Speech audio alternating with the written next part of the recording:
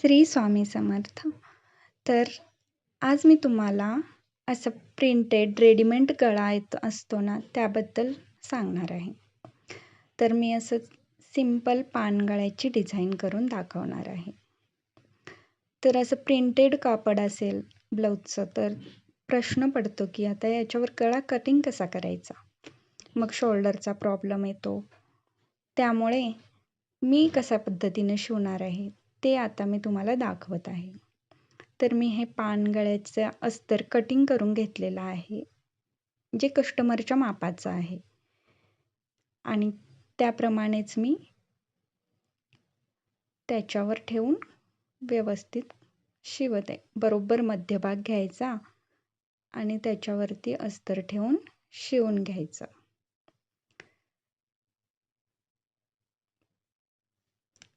अस्तरचं cutting हे बरोबर कस्टमरच्या मापानेच करून घ्यायचं आहे. आणि त्यानंतर डिझाईन मधोमध ठेवून मग त्याला शिलाई करून घ्यायची आहे. म्हणजे ब्लाऊजच्या मापात कोणताही प्रॉब्लेम होत नाही. जर प्रिंटेड गळ्यावर त्या पद्धतीने शिवायला गेल्यास कस्टमरला ब्लाऊज बसत नाही.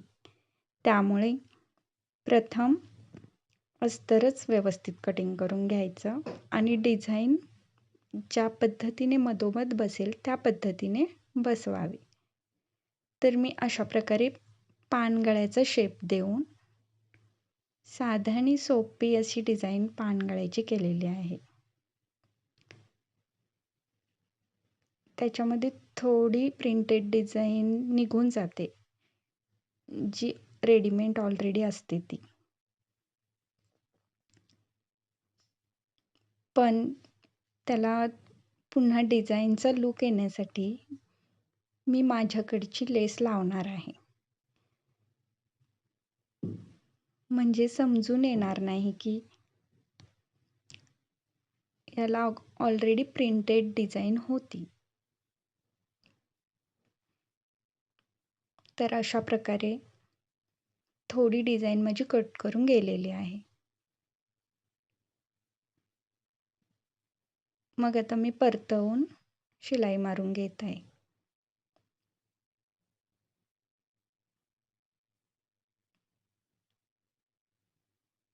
पण पाठीमागे जी एम्ब्रॉयडरी असते ती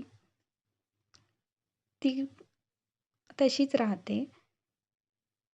फक्त गळा कटिंग करताना खालच्या बाजूची जी एम्ब्रॉयडरी असते ती बरोबर मापात पकडून घ्यायची, म्हणजे कटिंगला काही प्रॉब्लेम येत नाही. आणि स्टिचिंग करायच्या अगोदर ब्लाऊजची फक्त डिझाईन कट करून साईडला घ्यायची. ब्लाऊज पीस कट करायचा नाही, तो अस्तर जोडल्यानंतरच कट करायचा. म्हणजे कसं डिझाईन सरकत नाही, ब्लाऊज ही व्यवस्थित मधोमध डिझाईन बसवता येते.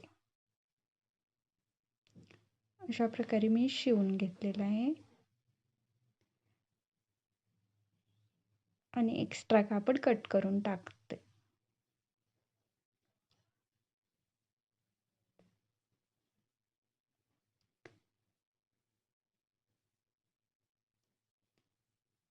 त्यानंतर खालून शिलाई मारून घ्यायचंय. अशी शिलाई मारून झाल्यानंतर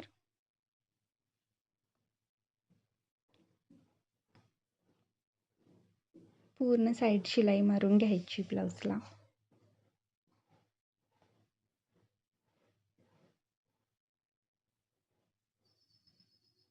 आणि टक्स मारून घ्यायचे आहेत.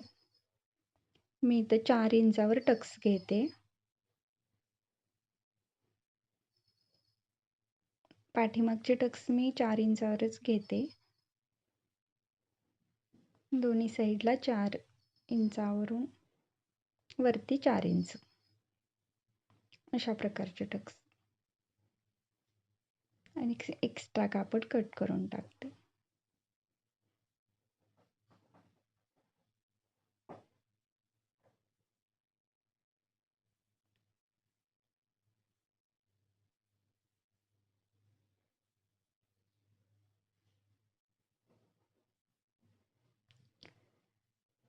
आता माझे टक्सही मारून झालेले आहेत.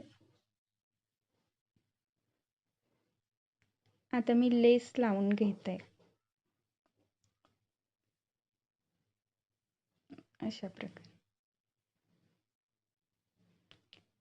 प्रथम साईडची पूर्ण शिलाई मारून घ्यायची, म्हणजे कापड कुठेही सरकत नाही. त्याला पिनअप करून शिलाई मारली तरी चालते, पण माझा जरा हात बसलेला आहे म्हणून मी पटकन शिलाई मारते.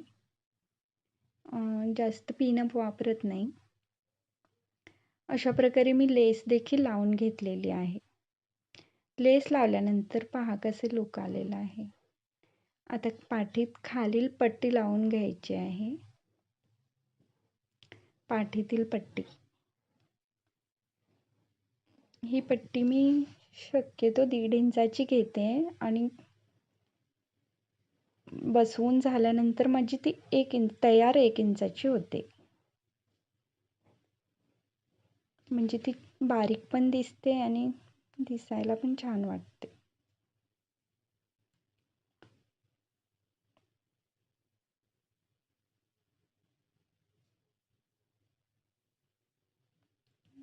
अशा प्रकारे मी साधे आणि सोपी पानगळ्याची डिझाईन दाखवलेली आहे.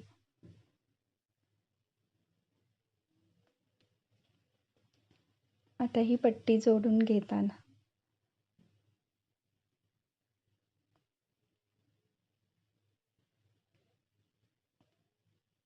अशी पाठीत पट्टी जोडून घेत असताना जिथं टक्स असतो ना, तिथं नाजूकसा चिमटा पकडायचा असतो. म्हणजे उलटवल्यानंतर पट्टी खेचत नाही, व्यवस्थित बसली जाते.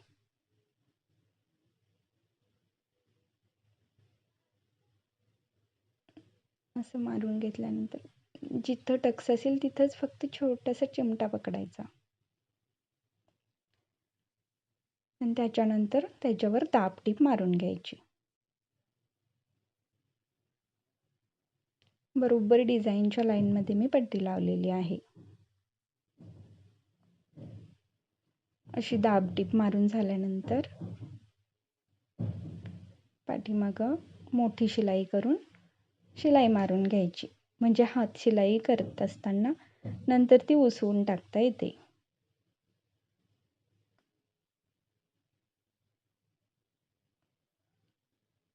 अशा प्रकारे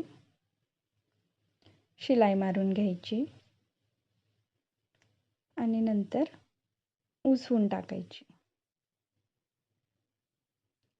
जेव्हा हात शिलाई घालते, आता असा हा माझा साधा सिंपल पानगळ्याचा गळा तयार आहे. तर तुम्हाला कसा वाटला मला कमेंटमध्ये सांगा आणि माझ्या चॅनलला लाईक करा, सबस्क्राईब करा. थँक्यू.